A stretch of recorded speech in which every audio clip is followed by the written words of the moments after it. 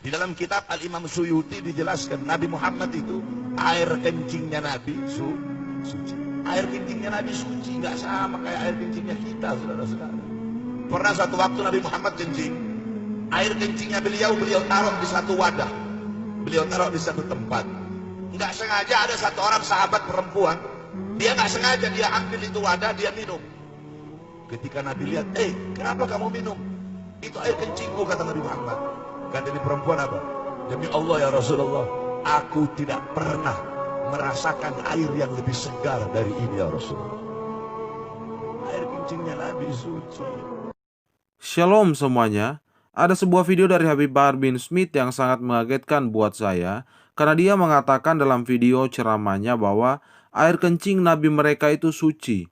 Bahkan ada seorang perempuan yang meminumnya, dan dia mengatakan bahwa tidak ada air yang lebih segar dari air yang dia minum atau dari air kencing Nabi yang dia minum. Seperti apa videonya? Mari kita ulas.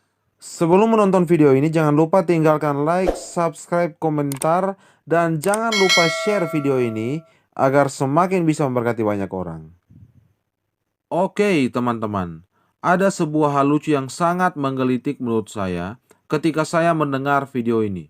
Jelas sekali dalam pernyataannya Habib Bahar bin Smith mengatakan bahwa air kencing Nabi mereka suci. Terbukti ketika ada salah satu sahabat perempuan Nabi yang meminumnya, dan dia mengatakan bahwa itu adalah air yang paling segar.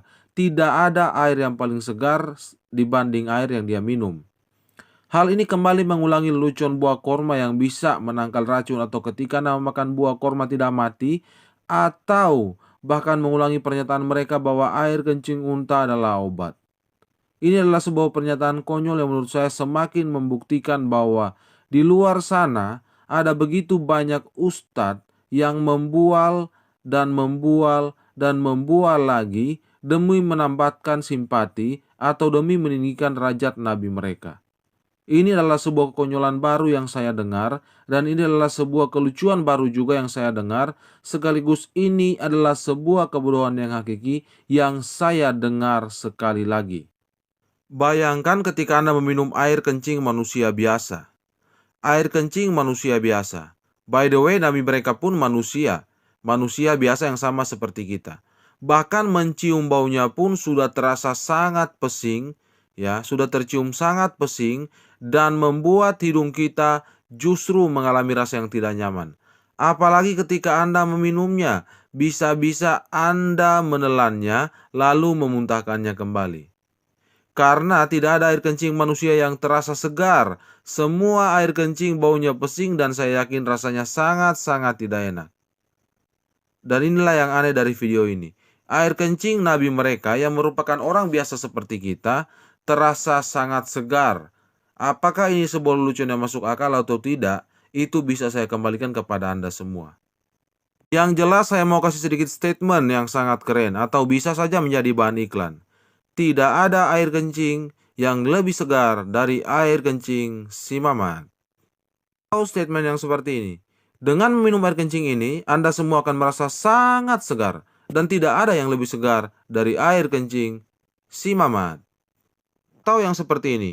Setelah menemukan obat yang bisa menangkal racun, yaitu buah korma, dan juga setelah mendapatkan obat yang sangat mujarab, yaitu kencing onta, kali ini kami kembali memproduksi air kencing Nabi untuk menjadi obat penyembuh buat Anda semua. Well, semua statement saya tadi atau pernyataan saya tadi yang saya katakan tadi bisa saja menjadi bahan iklan dan bisa menjadi bahan iklan untuk mempromosikan air kencing suci dari si Nabi itu. Sekali lagi bisa menjadi bahan iklan untuk mempromosikan air kencing suci dari si Nabi itu. By the way, itu bisa menjadi jualan yang sangat laris jika benar-benar air kencing suci itu sangat segar.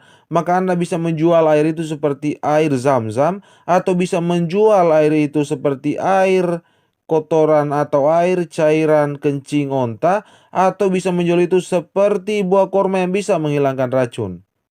By the way, lagi-lagi, buat Anda yang mau tertawa, silakan tertawa, karena saya anggap ini adalah sebuah lelucon yang sangat murahan. Apakah status hadis bahawa para sahabat pernah minum air kencing Nabi? Ada satu riwayat.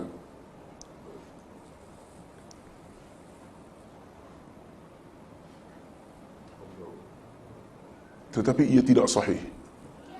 Ia tidak sahih. Ada riwayat yang kata sahabat Nabi minum air kencing, tapi ia tidak sahih. Yang ada satu hadis yang hasan, Abdullah bin Zubair minum darah Nabi, yang tu hasan li ghairih. Darah tu ada, tapi air kencing tidak ada yang sahih sekadar kajian saya. Wallahu a'lam. Video dari si Ustadz asal Malaysia tadi menjelaskan dengan benar bahwa tidak ada, memang ada dalil yang seperti itu, tapi tidak sahih atau tidak valid atau tidak terbukti kebenarannya, dan katanya Allahu alam atau hanya Allah saja yang tahu ya. Artinya bahwa ini tidak terbukti atau belum tentu benar apa yang dikatakan oleh si Bahar bin Smith menurut si Ustadz asal Malaysia ini. By the way, tidak hanya terbukti belum tentu benar, tapi saya bisa menyimpulkan bahwa ini adalah sebuah hal yang sangat tidak benar dan sebuah kebohongan yang justru dibuat untuk mempermalukan Islam sendiri. Saya justru menjadi sangat prihatin ketika melihat keadaan Islam seperti ini, hadir orang-orang yang membuat dalil atau membuat pernyataan atau membuat hadis yang justru sangat mencoreng muka Islam sendiri. Karena jangan lupa bahwa fokus para umat Islam saat ini atau para ustadz-ustadz mualaf dan ustadz-ustadz Islam yang tidak suka dengan kekristenan adalah menghancurkan kekristenan. Dan ketika muncul statement seperti ini, statement ini bisa menjadi lelucon yang sangat-sangat memalukan untuk umat Islam. Di balik getolnya mereka menyerang kekristenan, di balik getolnya mereka berusaha menghancurkan kekristenan, ternyata agamanya sendiri sedang digerogoti dari dalam dengan membuat kebohongan yang tidak bisa ditembus oleh nalar manusia.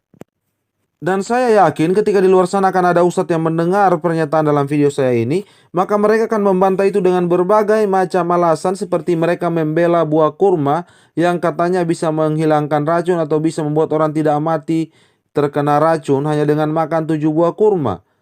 Saya sudah lupa nama kurmanya, tetapi kurma itu hanya tumbuh di Arab dan katanya tumbuh di zaman Nabi mereka atau tumbuh di zaman Rasul mereka. Dan jika pun saat ini ada tidak sama seperti yang dulu, maka jika memakan buah kurma yang saat ini maka akan mati.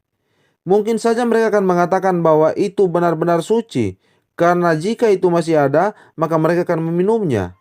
Dan itu adalah sebuah pernyataan konyol menurut saya yang justru sangat-sangat mencoreng agama mereka sendiri. Mencoba mencari pembenaran di balik begitu banyak kesalahan, di balik begitu banyak blunder yang mereka buat. Alasan mereka pasti adalah jika kencing itu masih ada, kencing suci itu masih ada, maka mereka akan meminumnya dan pasti akan segar. Masalahnya adalah mereka berusaha membenarkan sesuatu yang tidak bisa diuji kebenarannya sama sekali. Atau sama seperti ingin menangkap sebuah benda atau ingin menangkap seekor hewan yang tidak diketahui keberadaannya dan sudah punah bahkan sudah mati hewan tersebut. Yes, teman-teman, keren bukan? Air kencing yang bisa menjadi jualan, air kencing yang bisa menyegarkan. Air kencing ini saya anggap jika benar adanya bisa menjadi jualan laris. Kenapa para sahabat waktu itu tidak meminta nabinya untuk terus kencing dan ditampung kencingnya, disimpan kencingnya di sebuah wajan, di sebuah tangki dan sebagainya untuk dijual? Lumayan loh. Ini bisa sangat laris di pasar internasional karena ini adalah kencing seorang nabi yang bisa menyegarkan. Akan menjadi hambatan satu-satunya sebelum menjual air kencing ini adalah karena rasanya dan baunya yang pesing itu akan membuat orang kurang yakin bahwa itu akan menyegarkan. Tetapi semua orang malah akan berpikir bahwa seketika saya meminum itu maka sangat-sangat menjijikan.